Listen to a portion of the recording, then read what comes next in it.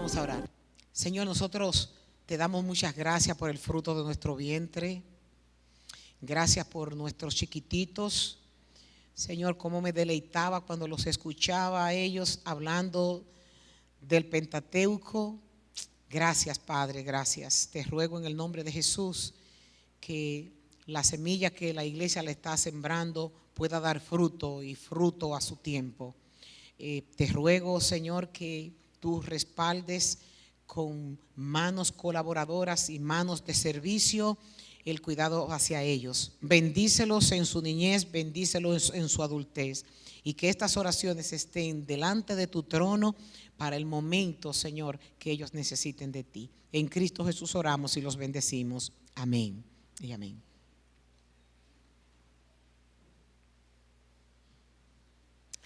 Quiero que me acompañen, por favor, en el Evangelio de Juan. Acompañen a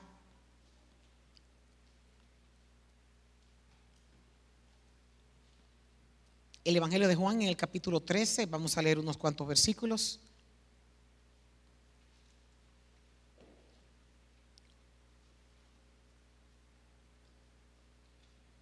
Leímos el contexto completo en la introducción. Vamos a enfocarnos en unos cuantos versos solamente. Después de lavarle los pies a Jesús, o Jesús lo hizo, se puso otra vez el manto, se sentó y preguntó: ¿entienden lo que acabo de hacer? Ustedes me llaman maestro y señor, y tienen razón, porque es lo que soy. Y dado que yo soy su señor y maestro, les he lavado los pies. Ustedes deben lavarse los pies unos a otros. Les di mi ejemplo para que lo sigan. Hagan lo mismo que yo he hecho con ustedes. Les digo la verdad, los esclavos no son superiores a su amo, ni el mensajero es más importante que quien envía el mensaje. Ahora que saben estas cosas, Dios los bendecirá por hacerlas. Señor, te damos infinitas gracias por el precioso privilegio de poder aún predicar tu palabra. Padre, tú conoces cómo están las mentes aquí, y yo te ruego que tú las aquietes y que tú nos des el regalo de tu visita. Ayúdanos en el nombre de Jesús a que haya una palabra de estas que se van a decir en tu nombre, que cambie la actitud en la que hemos estado viviendo y la actitud en la que el día de hoy estamos. Te suplicamos, oh Padre Celestial, que tu palabra sea poderosa en nosotros, no porque no la sea, sino porque nosotros la recibamos así. Que ella nos instruya, que ella nos guíe, que ellas nos desnuden delante de ti, que nos haga ponernos enfrente de un espejo para poder ver a Cristo en nosotros. Que ninguna palabra humana pueda ser retenida en los corazones de los oyentes, sino la tuya, Señor, pero que sea perdurable, no solamente para escucharlo en unos minutos y después olvidarse de ella, sino para caminar con ella, porque en el nombre de Jesús te la pedimos. Amén y amén. Pueden tomar asiento. Una de las preguntas más frecuentes cuando nosotros conocemos a una persona, cuando nos introducimos con ellas, es preguntarle a qué se dedica o en qué trabaja. Y dependiendo de la respuesta, da más o menos una perspectiva del que pregunta de con quién se está hablando. Hay un dicho de un rabino, lo estoy parafraseando porque hace muchos años que fue que lo leí por ahí, que él dice que no hables de tus posesiones y de tus logros para darte a conocer. No vaya a ser que tú despiertes el celo en otros. El mensaje de hoy, como ustedes lo están viendo en pantalla, el título es: ningún árbol puede crecer si no es en la raíz del cual brotó. Vamos a enfocarnos, que ese va a ser el desarrollo del mensaje. Ningún árbol podrá crecer. Para darnos cuenta de lo que este rabino estaba opinando, en la segunda de Reyes, en el capítulo 20, nosotros nos encontramos con la historia del rey Ezequías. El rey Ezequías, Dios lo había prosperado grandemente y tuvo una visitación del reino de Babilonia. Y cuando fueron, él quiso hacer alarde de todo lo que tenía. Y después de él mostrar todo lo que tenía, esas mismas personas a las que él les había dicho o les había mostrado, se levantaron en su contra y después hicieron guerra en contra de él. Dice que el rey Ezequías le mostró a los enviados de Babilonia todo lo que tenía, incluyendo sus tesoros, armas, especias, ungüentos y oro. Y Ezequías le mostró todo lo que había en su casa y en todos sus dominios. Aquí estamos viendo a este hombre que quería darse a pavonearse delante de los demás y hacerles ver cuán próspero él era, sin saber que esa actitud orgullosa hizo que se levantaran codiciosos para que vinieran a combatirlos después. Nosotros vivimos en una sociedad actualmente que aplaude la arrogancia y promueve la autoaceptación sin discernimiento. Estuve leyendo un artículo de neurociencia donde el título es El cerebro en la era del narcisismo y del selfie. Y sigue diciendo el culto a la imagen. Oigan bien, yo estoy trayendo esto de lo que es un estudio de científicos. Y me reí como ustedes no se imaginan anoche cuando yo estoy escuchando a estos profesionales expresarse de esta manera. Y dice, refiriéndose a los selfies, las fotos son con la trompa parada y solo ellos saben qué quieren transmitir. Me reí porque realmente es cierto. Yo no sé qué sienten muchos de los que los hacen, pero el estudio realmente no es muy halagador para las personas que están todo el tiempo en esta posición tirándose fotografías.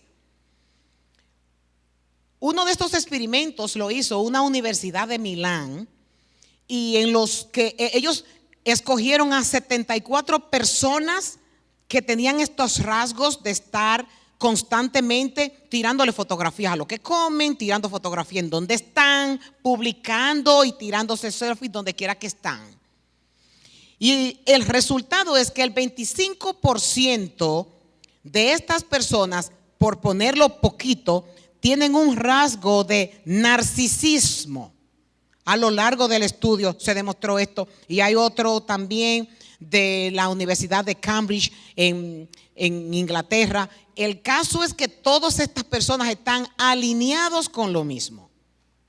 A mí, yo no sé si sería anticuada o qué, me da vergüenza coger un teléfono para yo tirarme una fotografía. Y sobre todo, para tirarme la foto, no para mí, sino para yo mostrarle en medios publicitarios y que los otros vean lo que yo estoy haciendo.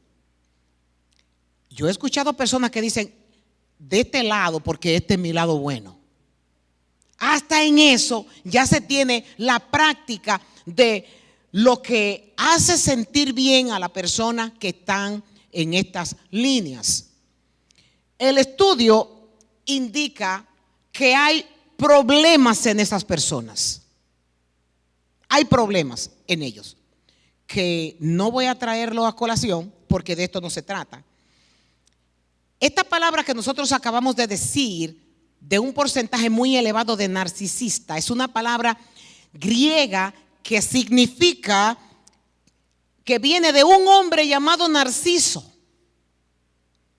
Narciso se miraba en las aguas y se encontraba tan lindo que se enamoró de él mismo. Narciso se enamoró de él mismo, de tan hermoso que se sentía. Él se miraba en las aguas cuando no estaban turbulentas, por supuesto, y él decía que qué hermoso soy. Por lo pronto, no estamos hablando de que una persona narcisista sea halagador, todo lo contrario, es ofensivo porque se está hablando de orgullo y se está hablando de una autoestima yo pudiera decir que muy baja, que necesita ser estimulada por cosas para poder sentirse en el nivel que se quiere. Es más, añadiendo a esto, hay un Día Nacional del Orgullo. Y la gente lo celebra. Es una condición sumamente analítica para todo aquel que lee un pasaje como el que nosotros estamos ahora describiendo y ver en qué posición es en la que nosotros estamos, en qué generación es en la que estamos viviendo. Nos deleitamos las mujeres de que nos vean nuestras carteras caras, porque las carteras caras nos dan estatus, de andar en carros nuevos o en carros de marcas para presentarles a los otros el estatus que yo tengo, de comprar casas por encima de nuestros presupuestos para poder alardear que vivo en un buen barrio o para poder alardear que tengo una buena casa, de estar constantemente llenando los closets de ropa para estar presentando apariencias.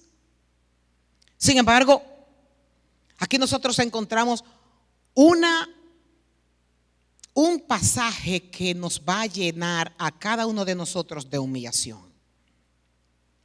Dice el verso 4 y el 5 que Cristo se levantó de la mesa, se quitó el manto, se ató una toalla a la cintura y echó agua en un recipiente.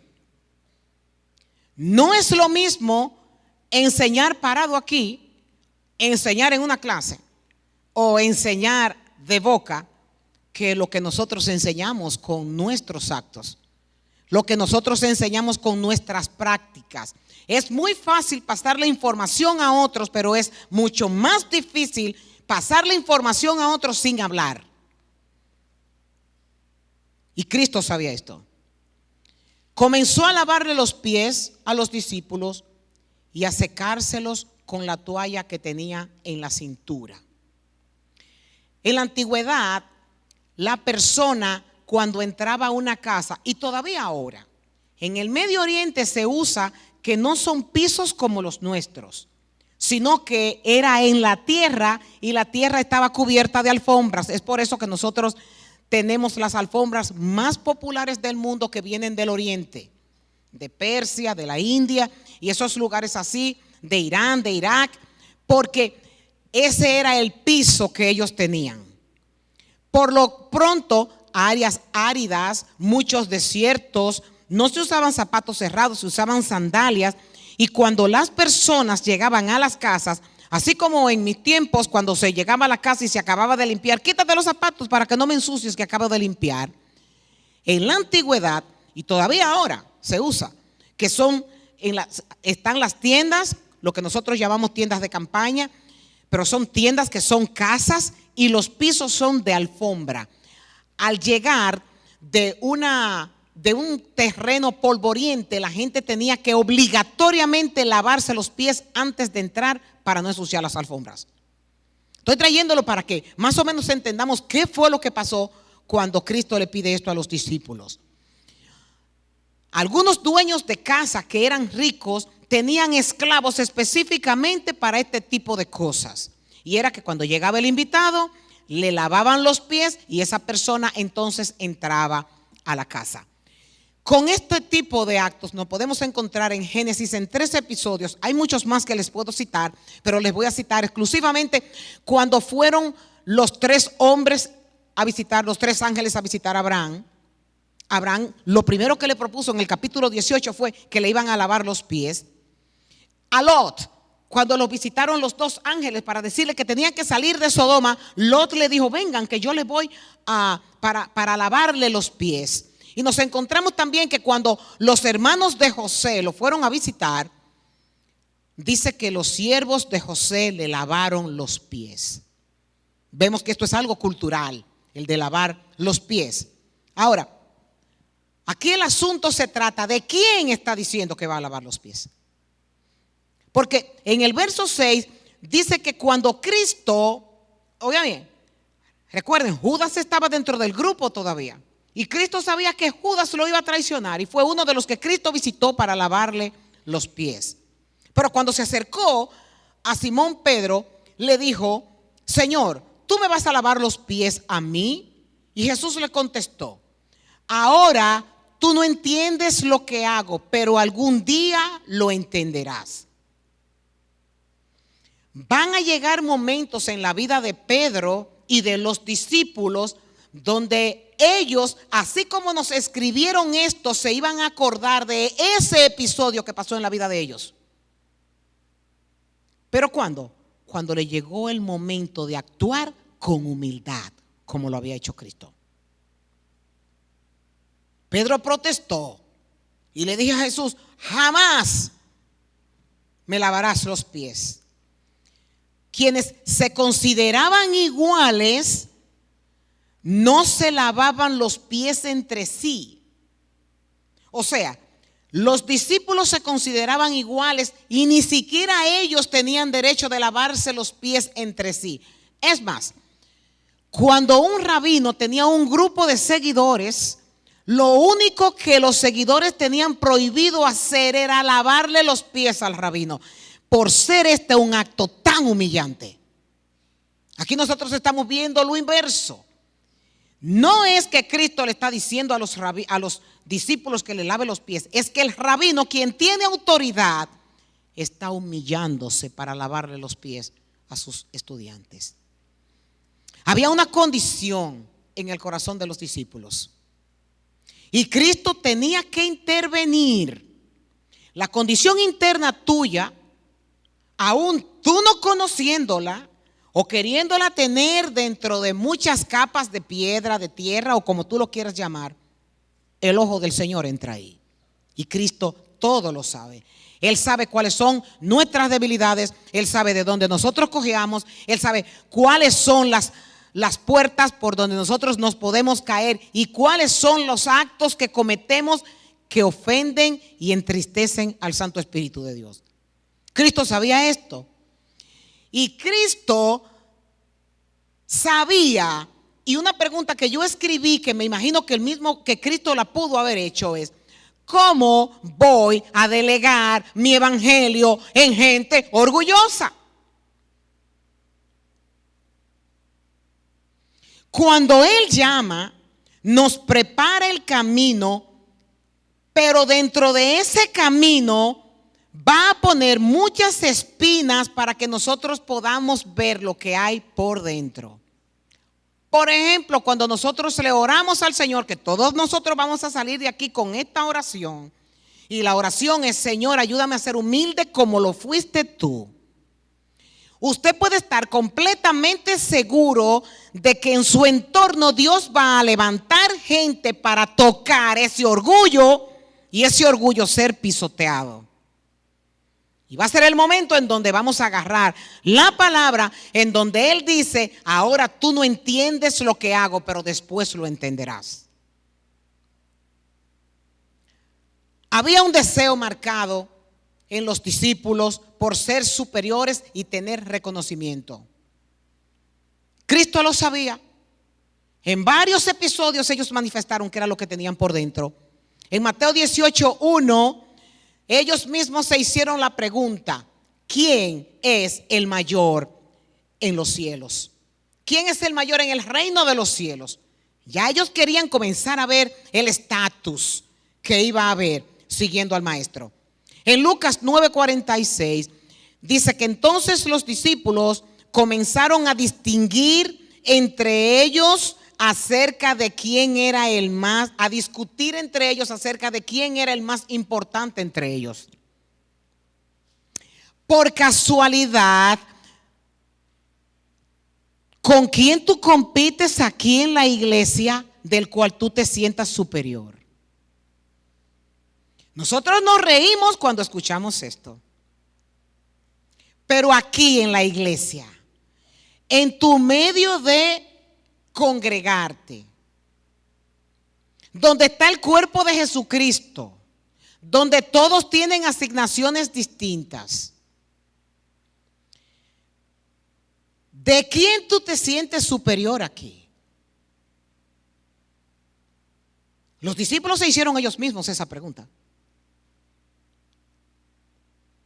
¿Quién es el más importante entre ellos.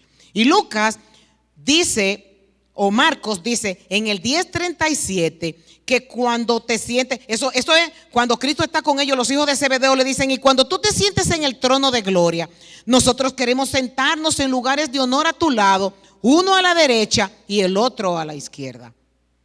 Todas estas conversaciones eran en el pasado, y Cristo sabía lo que había en el corazón de ellos. Y Cristo puso una y otra vez el punto de ser un discípulo. Y le dice en Lucas 22:26: ustedes tienen que ser diferentes a como el grupo de afuera se gobierna. Porque aquí el que me sigue, el que se llama cristiano, el que está en la iglesia, el que sigue a Cristo, dice el Señor, el más importante en ustedes debe tomar el puesto más bajo y el líder debe ser como un sirviente. Cristo está hablando de lo que es un verdadero seguidor de Él. Un sirviente. Uno que tiene una estima por debajo de los demás. Uno que se cree más insignificante que los demás. Uno que siente que es poca cosa. Eso no se llama bajo estima. Eso se llama una estima real a la luz de la cruz.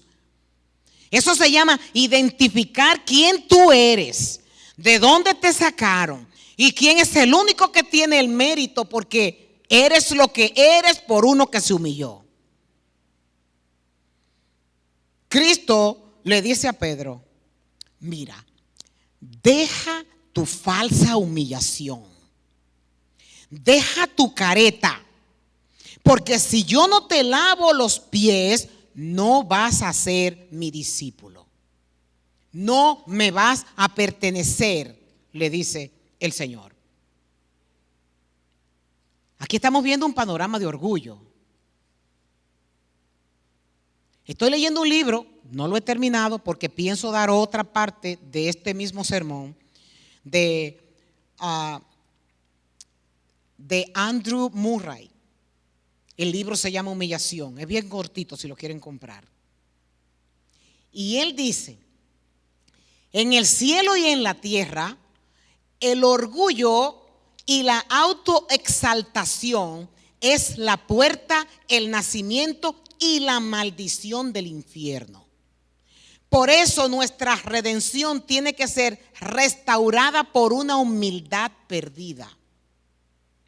Miren, cuando Satán fue destituido del cielo, fue destituido por orgulloso. Vamos a tener esto claro. El orgullo tiene muchísimas caras y es por esto que no voy a dar esta predicación hoy solamente, porque no nos vamos a quedar con este poquito. Fue destituido del cielo por orgulloso, por querer ser como Dios. Y Cristo tuvo que convertirse en humillación para venir a pelear y devolvernos a nosotros lo que Satán nos insertó en el Edén. Después de lavarle los pies, se puso otra vez el manto y se sentó y preguntó: ¿entienden lo que acabo de hacer? En esta enseñanza, Cristo va mucho más allá que una clase externa. No es solo un rito físico, sino que manifiesta el orgullo interior que había en ellos. Él quería llegar al corazón de los apóstoles para mostrarle que el orgullo o la pérdida de la humildad es la raíz de todos los pecados. El más terrible de todos los pecados y la peor de todas las maldiciones es el veneno del orgullo que viene del mismo Satán.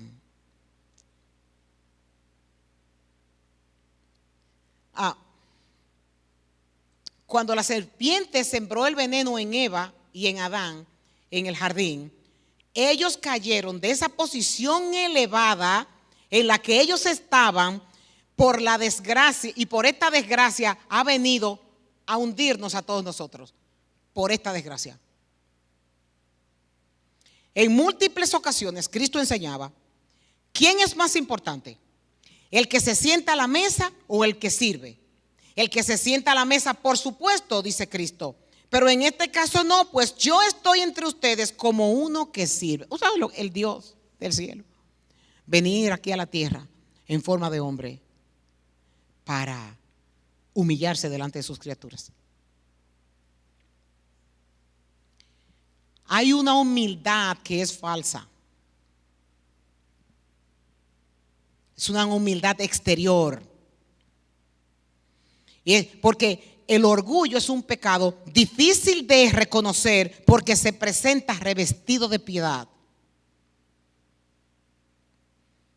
Por ejemplo, cuando Jesús estuvo hablando de los fariseos, los religiosos, los que proclamaban la ley, los que eran consultados, Cristo se refiere a ellos y dice que Él expuso el orgullo de los fariseos que pensaban que el ayuno y el diezmo eran unos logros dignos del favor de Dios. Hay 3 ejercicios, miren, cuando nosotros leemos el Sermón del Monte, lo voy a traer después para explicárselo con más detalle. Cuando leemos el Sermón del Monte y Cristo habla de 3 ejercicios espirituales, nos enfocamos en algunas cosas, pero el contexto de lo que Cristo quiere hablar son de estos 3 ejercicios espirituales y la forma como lo hacemos, refiriéndose al orgullo. Él dice, cuando tú vayas a dar dinero, es bueno darle al pobre, es bueno darle al necesitado.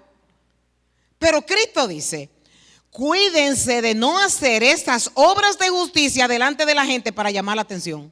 Aquí estamos viendo a alguien que hace algo bueno, pero en el corazón lo que está es el orgullo.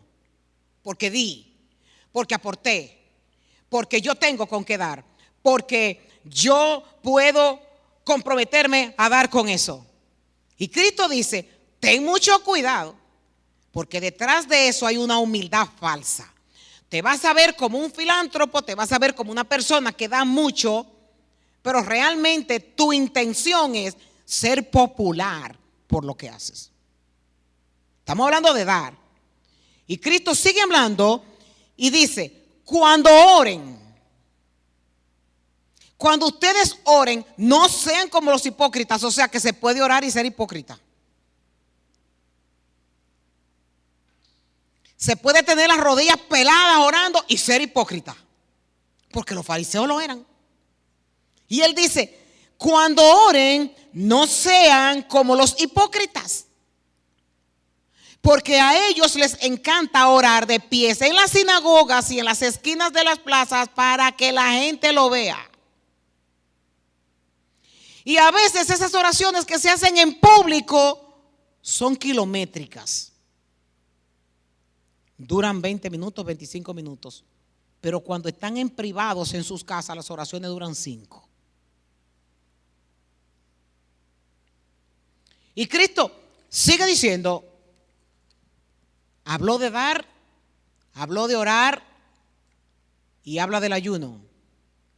Cuando ustedes ayunen, no pongan caras tristes, como hacen los hipócritas, que cambian sus rostros para mostrar que están ayunando. 3 cosas: orar, dar y ayunar. Hipócritamente se pueden hacer las 3 cosas. Para yo tener renombre de que soy espiritual, de que yo soy especial para Dios. Y cuando yo hablo hay que hacerme caso, porque yo soy un hombre y una mujer de oración, un hombre y una mujer dadivosa, un hombre y una oración, un hombre y una mujer de oración. Él continuó diciéndole a los apóstoles, ustedes me llaman maestro y señor, y tienen razón, porque es lo que soy. Y dado que yo, su señor y maestro, les he lavado los pies a ustedes, ustedes deben lavarse los pies los unos a los otros. ¿Sabe qué? Una de las prácticas católicas son esas, del Viernes Santo, venir y La gente, las mujeres seguro se hacen pedicure y los hombres también, porque como le van a lavar los pies públicamente, de eso no se trata. No es de lavar los pies, porque yo pudiera sentarme ahora mismo y lavarle los pies a todos ustedes y salir de aquí y decir, wow, le lavé los pies a todos los de la iglesia. No, Cristo no se está refiriendo a esto. Cristo está haciendo un acto de humildad dentro del grupo de sus discípulos, sabiendo que dentro de pocas horas ya no lo volvería a ver más. Estaba dándole unas clases intensivas. Y la clase intensiva era mostrarle quién él era y quiénes debían ellos de ser. Ahora, cuando nosotros no vamos a estudiar la vida de Jesús y su humildad, quedamos todos descalificados aquí. Por ejemplo, en el Evangelio de Juan nosotros tenemos la vida interior del Señor expuesta a nosotros. Y Jesús allí habla frecuentemente de la relación que él tenía con el Padre. Tanto como hijo del cielo y como hombre en la tierra, él tomó el lugar de total subordinación y dio a Dios la honra y la gloria que solo Dios merecía. El orgullo dice, yo hago, yo hice, yo puedo, yo soy yo. Pero escuche las palabras que Cristo habla en su relación con el Padre, negándose él toda gloria y dándosela toda al Padre. Todo esto lo dice el Evangelio de Juan. No voy a nombrar las citas, pero aquí están. El Hijo no puede hacer nada por su propia cuenta. Yo no puedo hacer nada por mi propia cuenta. Mi juicio es justo porque llevo a cabo la voluntad del que me envió y no la mía. Gloria de hombre no recibo. He descendido del cielo no para hacer mi voluntad, sino la voluntad de mi Padre. Mi mensaje no es mío, sino que proviene de Dios. No estoy aquí por mi propia cuenta. Yo no hago nada por mi cuenta. No estoy aquí por mi propia cuenta, sino que el que me envió, por el que me envió. No tengo ninguna intención de glorificarme a mí mismo. Las palabras que yo digo no son mías. Mis palabras no son mías. Las que hablo provienen del Padre quien me envió. Wow. Nosotros estamos escuchando a quien se le dio toda autoridad.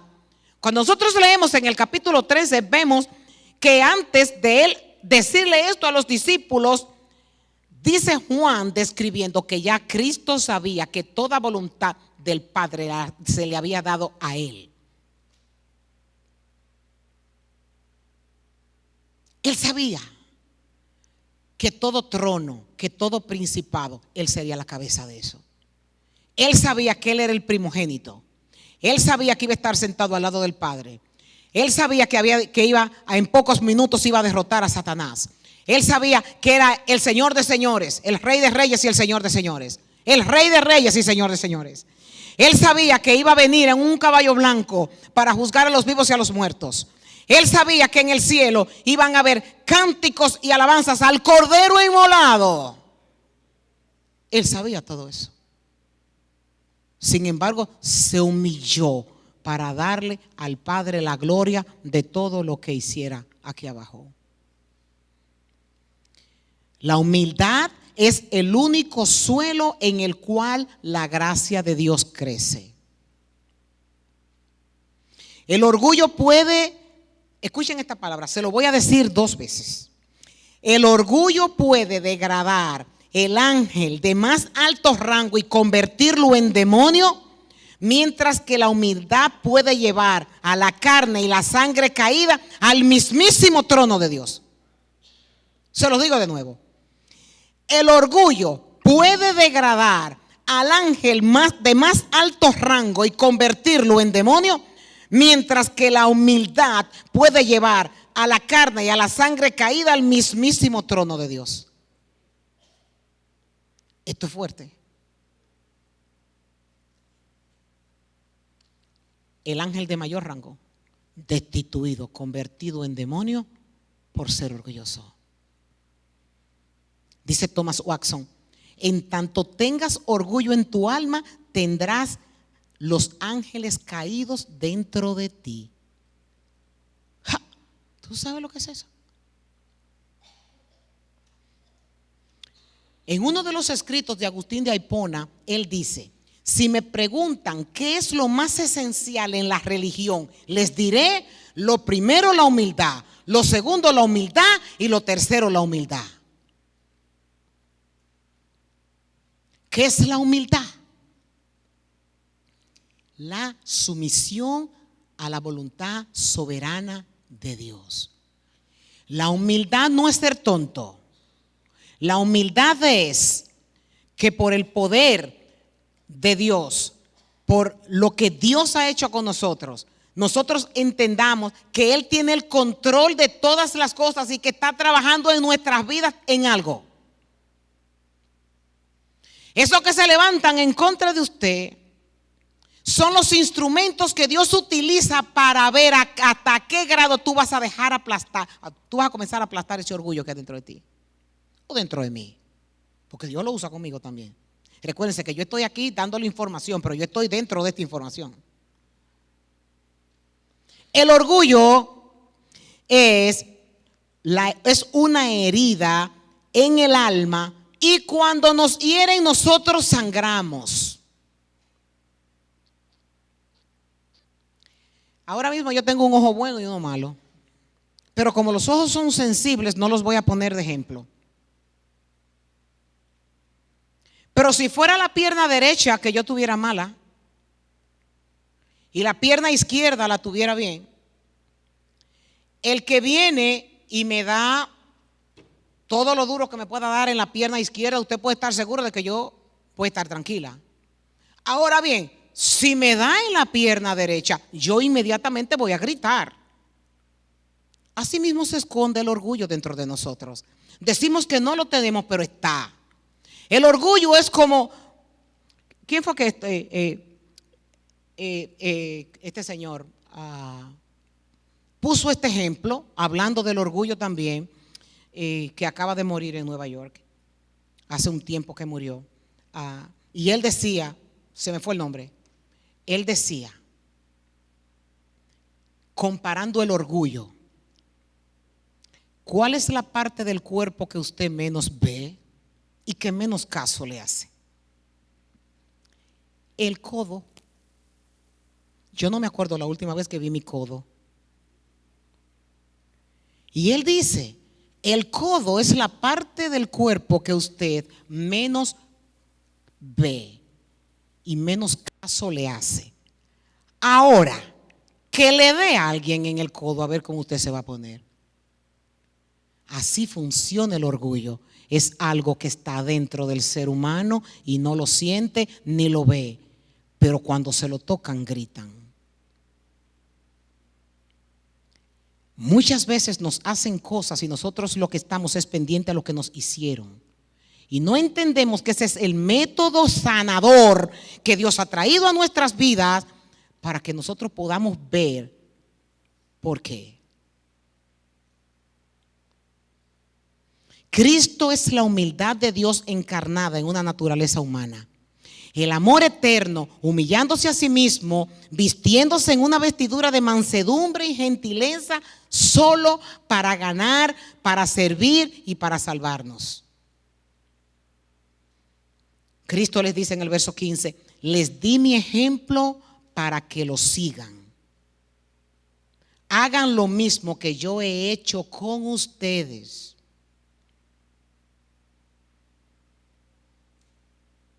Cuando Pablo está reprendiendo a los corintios en su primera carta, había un movimiento por poner uno de los tantos, de orgullo dentro de los corintios, porque era una iglesia llena de talentos, era una iglesia económicamente que estaba bien. Usualmente las iglesias llenas de talento y económicamente estables son iglesias que dan dolores de cabeza.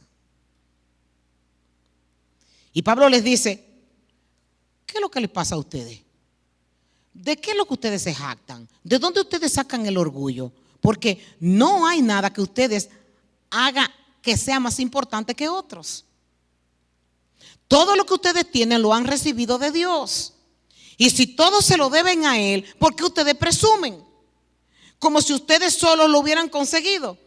Porque si tú tienes casa, no, los medios fue Dios que te lo dio para tener la casa. Si tienes salud, es Dios que maneja eso. Tengas lo que tenga, aunque hayas trabajado, fue en Dios que lo dio, porque absolutamente nada puede haber en nuestra vida que no haya sido dada. ¿Eres orgullosa del país o del país que tú naciste? No fuiste tú que lo elegiste, Dios te puso en ese sitio, entonces no tienes por qué ponerte orgulloso. Eres orgulloso por los padres que tienes, tampoco los elegiste, Dios te trajo a ese hogar y esos padres fueron los que te tuvieron. Por lo pronto no hay ningún motivo para nosotros erguirnos creyendo que somos importantes. Juan Calvino dice, me encantó, esa fue otra de la que me reí mucho anoche. Él dice que nadie, parece que Calvino utilizó este versículo justamente para decir esto, que nadie se vanagloríe en sí mismo, cada uno es un demonio. Todo el bien que tiene, lo tiene porque Dios te lo dio. Y él sigue diciendo, ¿por qué?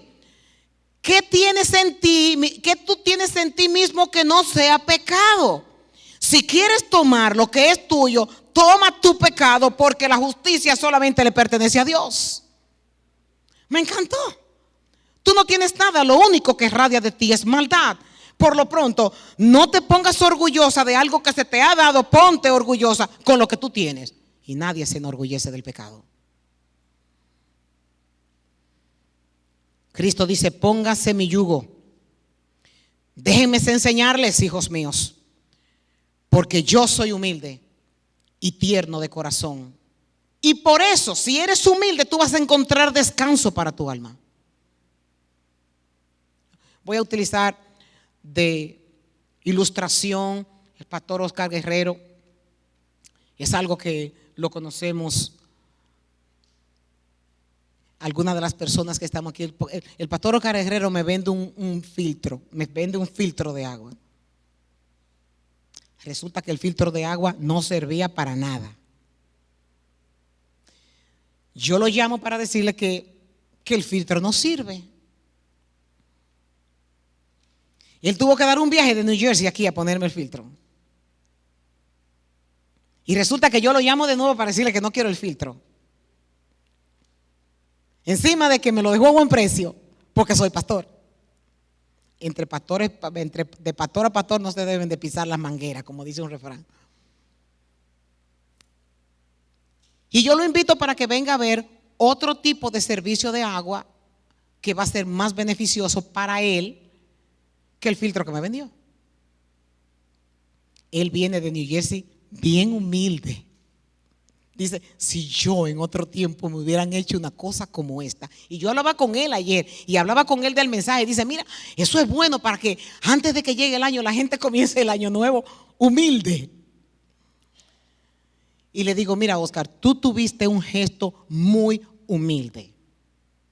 Y fue de aceptar mis recomendaciones de que vinieras aquí para que vieras el otro sistema que es más efectivo que el tuyo.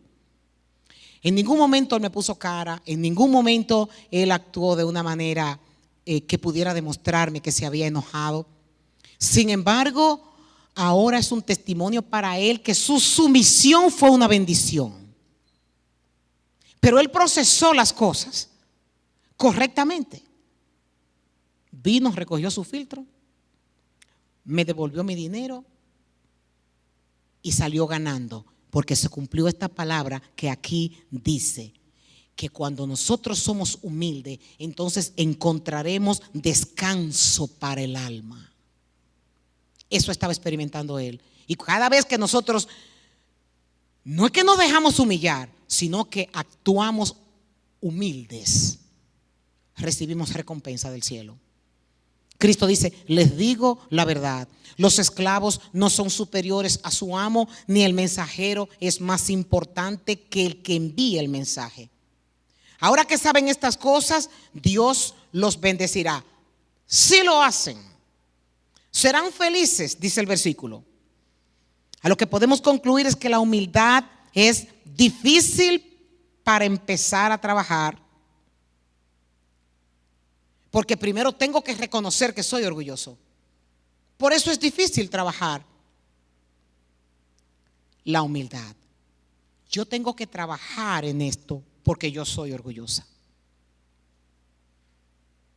Yo tengo que trabajar en esto porque yo necesito más de Cristo. Yo tengo que trabajar en esto porque necesito, mientras esté aquí abajo, buscar la santificación. Y para mí esto es primordial. Dice el salmista en el Salmo 51 que el sacrificio que Dios acepta no es holocausto, no es que tú hagas cosas en su nombre, por más que hagas, por más que des, no. El salmista dice: el corazón humillado, ese es el que Dios no desprecia. Y por eso es que vemos que Satanás fue destituido del cielo, porque Dios al orgulloso lo mira de lejos, y al altivo, en este caso, lo mira de lejos, pero al humilde no, lo mira con ternura. Y David sabía esto. Y tenemos en Lucas el hijo pródigo, cuando fue aceptado por el padre, cuando vino humillado delante del padre. Y vemos uno y otro ejemplo en las escrituras. El rey Josías dice en Segunda de Crónicas que se turbó cuando vio que no estaban cumpliendo la ley de Dios. Se humilló. Y dice que Dios le contestó que había tenido ya un juicio decretado para Judá. Sin embargo, porque se entristeció tu corazón y te humillaste delante de mí, yo oí tus palabras. Dios le dice: cuando oíste sus palabras en contra de este lugar y de sus habitantes, y te humillaste delante de mí y rasgaste tu vestido y lloraste delante de mí, ciertamente he oído tu declaración, dice Jehová. Que Dios nos ayude a entender que somos orgullosos y que tenemos que comenzar a cultivar la humildad que hubo en Cristo. No sé si se han dado cuenta cuán pausada estoy siendo hoy, porque delante de la presencia del Señor quiero que comencemos a trabajar con propósitos en nuestras vidas. Todos los problemas que nosotros tenemos, los tenemos por el orgullo. Todos. Nos mudamos de iglesia por orgullo. Dejamos de hablarle a alguien por orgullo. Nos enemistamos con un hermano por orgullo. Todo es por orgullo. Porque es como yo digo y es como yo pienso. Y el Señor lo que quiere es que nosotros tengamos una actitud sumisa, dejando que Él actúe con sus criaturas como Él quiere. Y decirle: Señor, aquí está mi mejilla. Hasta que no llegue a parecerme a Jesucristo, sigue golpeándome. Vamos a ponernos de pie y vamos a orar.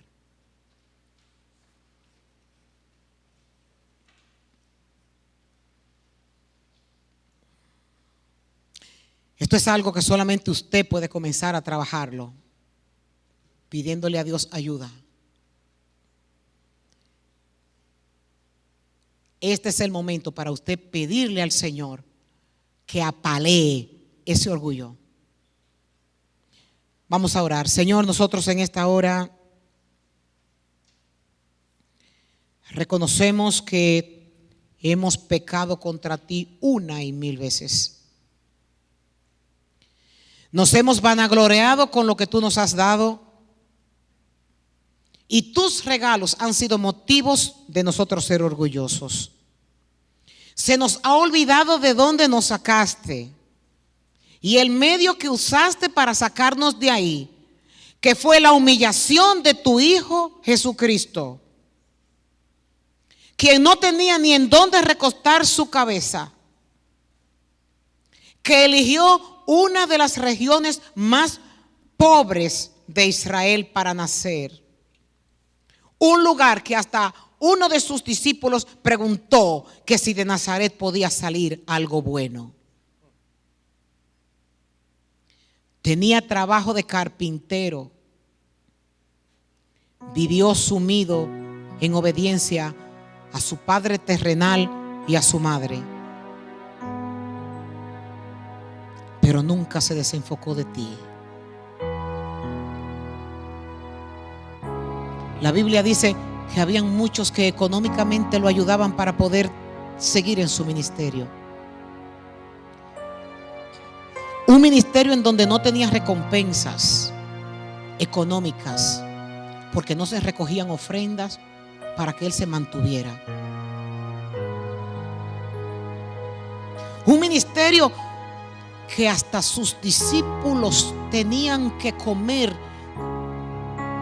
de los plantíos que habían en los caminos porque no tenían con qué. Pasó hambre, pasó sed, pasó necesidad. Caminó entre los pobres, nunca buscó a los ricos para asociarse con ellos. Y aun cuando no tenía, tuvo que hacer milagros para poderle dar a comer a 5,000 que no tenían que comer.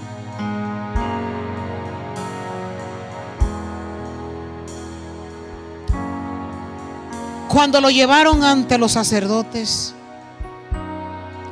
lo escupieron, lo abofetearon, se burlaron de él.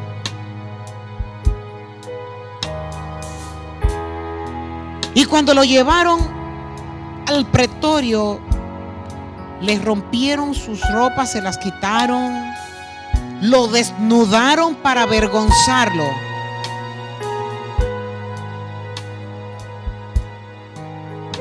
Y aún los que lo seguían lo abandonaron. Y él estuvo solo, desnudo, ante soldados que maltrataron su cuerpo hasta romperle la piel. Y no habló y no se quejó. Porque él había pensado en ti y había pensado en mí. Que si no se quedaba callado, no íbamos a tener la salvación que hoy tenemos. Señor, humíllanos, ayúdanos a ver que el grande se hizo pequeño y pobre. Ayúdanos a sentir lo que el apóstol Pablo sintió, que todo lo tenía por basura por Cristo. Espíritu Santo de Dios, martilla nuestro corazón y ayúdanos a parecernos a Jesús. Y que la gloria y la honra sean dadas a ti, no con nuestra boca, sino con nuestros actos. Glorifícate, Señor, en medio de tu pueblo, y que así como los discípulos aprendieron, hoy nosotros aprendamos de ti. En el nombre de Jesús oramos, Señor.